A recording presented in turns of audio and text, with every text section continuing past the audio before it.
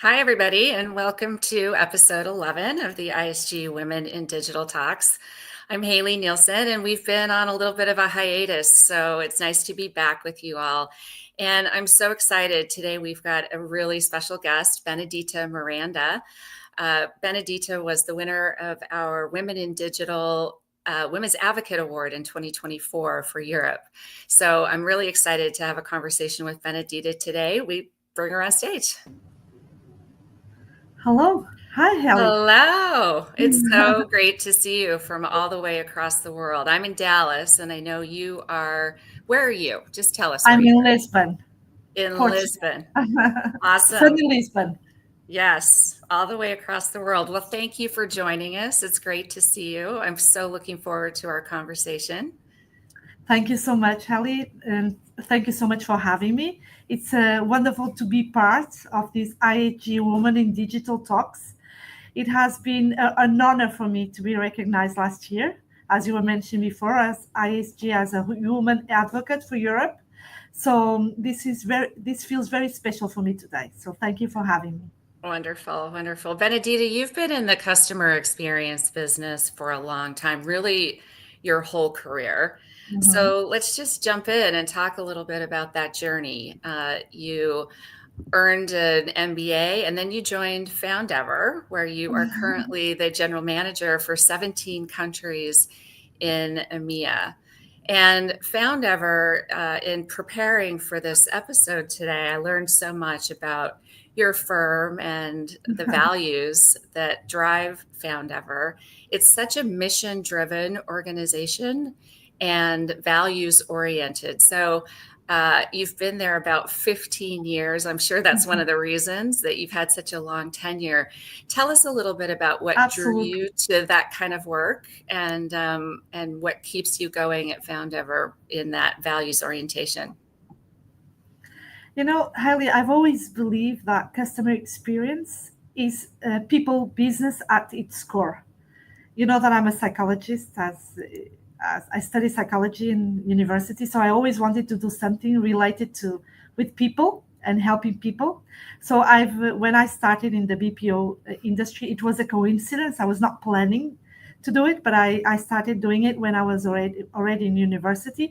I Mm, understood that it's really a people business. So when I joined Foundever, I had the intention. I had work in the industry before. I had the intention of building something that would be meaningful. So that what has kept me here all these years. It's the values of the company. yeah. It gives me the opportunity to grow.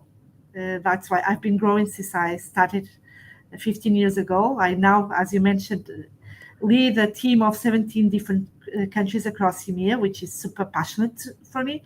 And I have the opportunity to not only work with the teams and our business to impact brands and their customers, but also to impact the communities that we are in. So that's very important for me. And that's why I've stayed so long. Yes, anybody who does any research on Foundever, the first thing you see is the smiling faces of the people who are working every day to build these customer experiences. So tell us a little bit about your leadership style when people are really at the center of everything that you do at Foundever. What are some of the strategies that you have used over the course of your leadership career to maintain that caring attitude toward your employees? You know, for me, I think it's leadership is all about listening to people. Mm, You have to have the capacity to listen to your people, and so that they feel heard, and they feel valued and respected. That's for me is the core of my leadership style. Across the 17 countries that I manage, you see so many different cultures. They are so different from my own culture. So that has been a learning process for me throughout the years. But, you know, even they are very different, but the human need for recognition and care is universal. So I would say that this is what I've found out throughout all these years as a leader. So we in Foundever invest in employee engagement, make sure that our people have the learning path to be able to grow with us and to develop themselves. And we really make sure that our managers are very close to their teams. That hybrid work also allowed us to meet our people where they are. So Mm. that's a great advantage that people have nowadays, giving them the flexibility, but really making sure that we keep the connection strong. I think that I remember every day my first days in the BPO industry and my own experience. So I really know what I wanted to see in my leader, and I try to remember that Mm. and just do what I would like my leaders to do to me. I think it's a very simple and basic principle that you do what you want others to do for you as well. And we're all human beings, and we need to take care of each other. And that's the basic principle of leadership. I believe in a leadership to serve. So that's how I've been working with my teams throughout the years. So, great customer experiences require not just passionate people, Mhm. but more and more every day are integrating those passionate people with technology. Mhm. And one of the things that I've noticed in our industry is that contact centers in particular, customer Mhm. experience centers, I don't know what term you prefer for it, but are some of the most AI forward firms in the world Mhm. to enhance not only the agent experience, but the customer experience and the brand experience. So, talk a little bit about how you have incorporated this rapidly changing technology into not just the way that you interact and engage with your employees, but the experience for the brands that you represent as well. We believed at Foundever that AI is not a threat to people. In fact, it's an enabler. We know that AI will come to take away the most repetitive tasks and things which are more simple. And we, by embracing AI, will make sure that we are enhancing our people and in its best. So the empathy, the problem solving, the creativity, that's all being done by humans, and it will continue to be done. So that's really what we want AI to do, the simple tasks, so that we can really use the core skills that we have as human beings and provide the best service to the customers of our clients.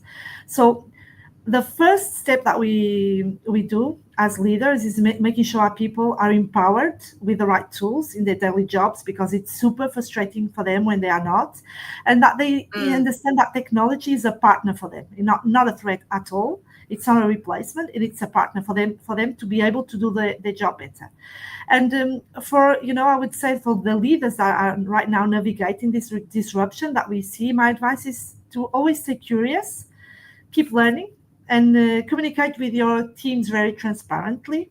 Bring your people throughout the journey that you want to do with them. They need to know, you need to be transparent, and never forget that technology is here to serve us humans and not the other way around. How do you overcome as a leader some of that fear, some of that hesitancy, some of the reluctance to maybe, have you experienced that? Because I know your employees uh, have probably been using some of these tools for a very, very long time. So, having been on that journey a little bit, tell us how you've overcome some of those early adoption challenges. That in practice, when people do not know, they of course have more fear than if they are Mm. knowledgeable. So I think we have been invested a lot into training development of our teams, so that they know the technology that are out there, what it can do for them, and how that can help them in their daily jobs. So I think that investing in training and development of our teams, and them having awareness of the tools and AI, has allowed them to reduce significantly the fear, because they understand how more productive, creative they can be if they use technology to do their job. Mm. Wonderful. So let's shift gears a little bit. We mentioned earlier in the show that you were the winner of the 2024 Women's Advocate Award in our Women in Digital Awards. And I'd like you to talk a little bit about your philosophy of mentorship and Mhm. advocacy, and maybe share some examples from your experience of either mentors that have made a real difference in your career, or people that you've mentored who have had an impact on the way you work. So I think that mentorship is a great tool to empower other people and women in particular.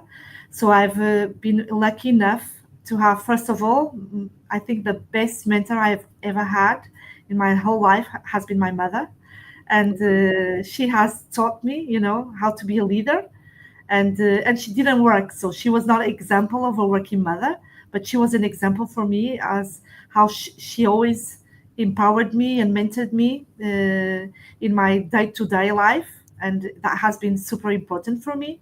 I would say she was the most important mentor in my life. But throughout my professional career, I have had several women leaders that have supported me a lot by being able to teach me that I have to be more outspoken, that I have to be able to really appreciate myself and value myself first. So those were some early advice that I got at the beginning of my career that was super important to me. And I now when I do a lot of mentorship, not only internally at Foundever, but also externally, we partner with different organizations to Mm. do some mentorship. And it's been so humbling to me to see the new generation, how they think differently from what I think, what I learn with them as well. So when you do a mentorship, it's only a two-way thing. You always give and you get so much back. So I think I had amazing experience. People that have started their own business, women that have started their own business, and that they will be able to be very successful. So it's, for me, it's super. It's super gratifying seeing people that I've mentored that have been successful in their lives as well. If I've been able to influence them a little bit, I would be very happy. I'm sure you have. I'm sure you have. A little more than a year ago, Foundever started a nonprofit foundation Mhm. working across the world, I think, on language programs. So I want to have you tell us a little bit about the foundation, what it does, and a little bit of the history and why you're so passionate about the future of the foundation. So, Foundever.org was established in 2023, end of 2023, with the sole intention and making sure that we would do what we already do really well in the BPO industry, which is develop people and through learning, develop their skills, and be sure that we are doing that for the communities that we were in the places that we had our offices around the world, but not for us, but for the community itself. Mm. So we are supporting unserved communities around the world, especially in Africa, in Latam, and in Asia. And through education, we are able to be able to develop skills, even in the digital skills, not only language skills, but also digital skills. I can talk to you about an example. We have a Yes, program in please. Egypt, which is Freelance Mama, where we are supporting women that have been mothers and have not been working and are not active. We develop their digital skills for them to be able, for example, to do content moderation or to do digital creation. So, in fact, to find a job which is a freelance job. So, allowing them to be mothers and still care for their babies at the same time that they can find a freelance job that does not occupy all their time, but they are able to go back to work. So I think that has been super empowering for us. We've been doing that for more than a year. We have trained more than 100 women in Cairo and also in Alexandria and Luxor. And also right now we have 72 new women enrolled. So it's really a fantastic initiative that we have developed. And we have other programs around the world also that are around literacy, financial literacy, that we also do, and also, as you mentioned before, language upskilling. So it's been a great experience. And you've got a number of partners that you're working with in the foundation as well, right? Yes. So, for example, we work with a foundation which is called Inspiring Girls, which is a fantastic foundation, which what they do is mentor young girls before they start, when they are still in high school, so that we can show them kind of other roles that women can do in society today, and give them examples of successful women so that they can have those examples and understand. And then we do like mentorship programs between our leaders and the girls in Inspiring Girls. And it has been such a rewarding initiative that we have done. So our own employees are super happy to be able to be mentors to these young girls I in can high tell school. it's such an area of passion for you. So Yes, thanks for sharing that. you're welcome. I want to talk a little bit about the history of the foundation. So tell us a little bit about how it started and why. And it seems like it's a real extension of the Foundever sort of founding values. Yes, it is. And when we knew that it was super important for our employees to have a way to give back to the communities they were in. Mm. So the values of the company and everything around the values of Foundever, it's really a very entrepreneurial mindset, and being able to give back in the communities where we work. So for all our employees around the world, it's a way that they also can do some voluntary work and be Oh, able to be nice. mentors themselves, and really find a sense of purpose beyond just doing their daily job, but they really see that we are giving back to the communities that we are in. And this has been such a game changer for our employees, how they feel proud of what the company is doing and how they feel involved in doing it. So I think this has been a very good initiative. It came from our Olivier Camino. He is one of our founders. He was the one that had the idea of creating this foundation. And so he was the one starting all of this in 2023. And he invited me to be part of the foundation at the beginning of this year. So I'm now executive director. So I work alongside him to make the vision true. And I think this is something that's so motivating for our people, that they are able to be mentors, not only of women, but also around people around the world. We also partner with GMI, which is a global mentorship foundation, so that we have our own employees being mentors and supporting people around the world. So it has been really a fantastic experience. We hope that we continue to grow the foundation. For the next couple of years, we have so many things planned around the world, so many new initiatives. We are going to launch an initiative in South Africa. We are also launching new things in Brazil. So we have an initiative also for around empowering women in Brazil, which is a fantastic initiative that we are doing with the local teams, that I am super excited about that. So I think it's all about the leaders and the leaders in the countries that we are in. Some of them are so passionate about what we are doing that they really want to be involved, and they drive the initiatives in their own country. So it's been such a rewarding job for me. It's not my Yeah. I do both jobs. So I have my daily job, but I do the foundation. It's like the cherry on top of the cake for me, Well, being and able I to would do. imagine that because this work is so aligned with the Foundever brand, that you're seeing a real business impact in in this foundation and the work that you're doing in the communities where you work. And I would imagine that it enables your clients to really connect with you and connect with your brand. And it's something very meaningful that drives real business impact as well. Am I right? You are very right, Ellie. So we are working with some of our clients around the world to do partnerships together. So we are co-designing initiatives in diverse communities around the world with some of Mm. our partners. So that's been also super rewarding. It does open different conversations with our clients. It does allow us also to work with the foundations of our clients. So we've also understanding beyond the business what our partners are doing, and that also has been really a fantastic experience. And as a BPO, we lead thousands of people around the world. In Foundever, we have 150,000 people, so it's a large amount of people. So we support them, their families, and the communities that are in. So a lot of our employees are so passionate about these initiatives that they just want to do more, and that's One really of, good.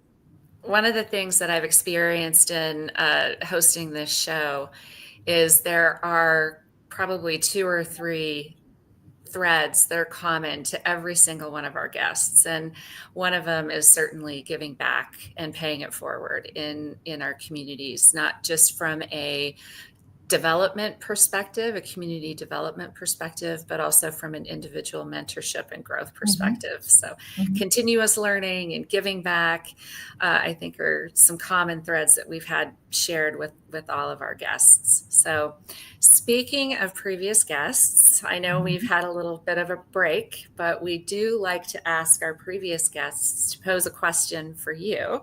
mhm, So today's question is from Girija Venugopal. She was a guest of ours, I think on our last episode, but I'm not 100% sure. Her question for you is, in a previous episode a few weeks ago, I shared my belief that the future isn't about AI versus humans, but AI with humans. mhm. Benedita, as AI reshapes industries at speed, how do you see enterprises building trust and accountability into AI driven solutions so that innovation stays aligned with human values? So, that is a very detailed question. I hope Girij is listening or that she'll listen to the replay, but let us know your thoughts. So first of all, thank you for the question. I completely agree with Georgia. I hope I said her name well. Trust and accountability come for me from two things. So transparency and also inclusivity. So company must be open about how AI is being used. So this was something that I was previously talking about.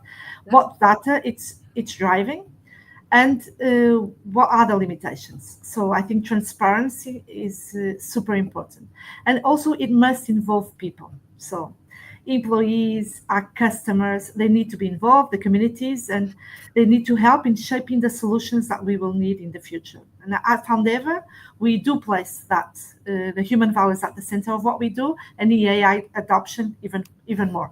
So we believe that AI must amplify the empathy and also the human connection. As we talked before, it's all about being able to do some of the job that we today the humans do, but being able to the humans to do what they know how to do best, and it's more attractive for them to do. So it's not going to replace them at all. So I think it's important, as I mentioned, having sure that we have the ethics in place, the governance in place, and also that we are investing in the right training for our people. And innovation is here to stay. So it just is going to move more faster than we probably think. So we need to do it responsibly, I would say. Well, I think I mentioned before, in my experience, your business is one of the most AI forward businesses in the world right now. So I think Mhm. we all have a lot to learn from those of you who've been blazing the trail using this new technology. So thank you for that. We will ask you to ask a question for our next guest, who will be Muthu S. From Brilio. I know you've got a question prepared for Muthu. I hope she's listening. What's your question? So, Muthu, you've worked across different industries and geographies. So, my question to you is, in a world where talent is increasingly global and technology is borderless, what do you see as important skills leaders need to cultivate to inspire and unite multicultural teams? What a great question. We'll look forward to asking Muthu that question when we've got her on the show in a couple of weeks. Benedita, it's been such a pleasure to get to know you a little bit and to have this conversation and to introduce you to our great Women in Digital audience. And I hope you have a great rest of your day. Thank you so much, Hal. It was a pleasure for me to be here, and looking forward to see the next ESG Women in Digital talks. I will for sure It's will be listening to Muthu's response. wonderful. Thank you so much again. Thank Bye you. Bye bye. bye.